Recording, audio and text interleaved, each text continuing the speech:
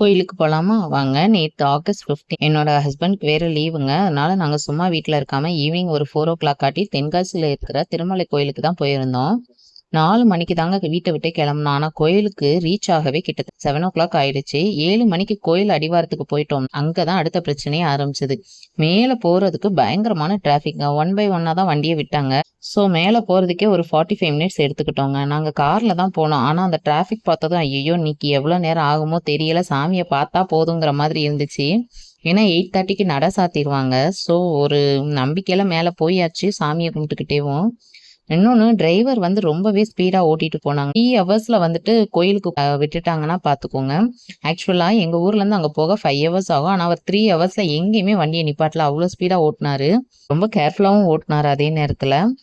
எப்படியோ மேல போய் சேர்ந்தாச்சு. அங்க போனா கூட்டம் வேற செம்மையா இருந்துச்சுங்க. லீவு நாள் வேற இல்லையா? அதனால கோயில்ல நல்ல கூட்டம். சாமிய நல்லபடியா கும்பிட்டுட்டு வெளிய வரும்போது மணி 8:15 ஆயிடுச்சுங்க. வெளிய வந்து பார்த்தா அங்க இருந்து கிளைமேட் வேற லெவல். பயங்கரமா காத்து, நல்ல கூலிங், ரொம்பவே சூப்பரா இருந்துச்சு.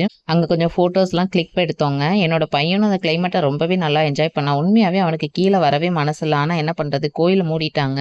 அதோட ரெஸ்ட் ரூம் வேற பூட்டி வச்சிருந்தாங்கங்க. வேற வழி இல்லாம கீழ போய் தான் நாங்க ரெஸ்ட் ரூமே போனோம். அங்கிருந்து எங்க ஊருக்கு சிவகாசிக்கு வர்றதுக்கு 5 ஹவர்ஸ் ஆயிடுங்க. ஸோ டிரைவர் வந்துட்டு ரிட்டர்ன் போகும்போது கொஞ்சம் ஸ்லோவா தான் வண்டி ஓட்டிட்டு போனாரு. இன்னொன்னு அவருக்கு வந்து ரொம்பவே ஹெட் பெயினா இருந்ததுன்னாரு. கொஞ்ச நேரம் அவர ரெஸ்ட் எடுக்க விட்டுட்டு அதுக்கப்புறம் தான் நாங்க கிளம்புனோம். சரின்னு நாங்களும் கொஞ்ச நேரம் ரெஸ்ட் எடுத்துட்டு அப்புறம் சாப்பிட ஹோட்டலுக்கு கிளம்பிட்டோங்க. அப்பதான் இன்னொரு ஷாக். ஹோட்டலுக்கு போனா அங்க ஒரே கூட்டம். எல்லாருமே லீவ் நாள பயன்படுத்தி வெளிய வந்திருக்காங்க போல. ஏற்கனவே நெறைய பேர் 1 மணி நேரமா சாப்பாட்டுக்காக வெயிட் பண்ணிட்டு இருந்திருக்காங்க. எனக்கும் பயங்கர பசி.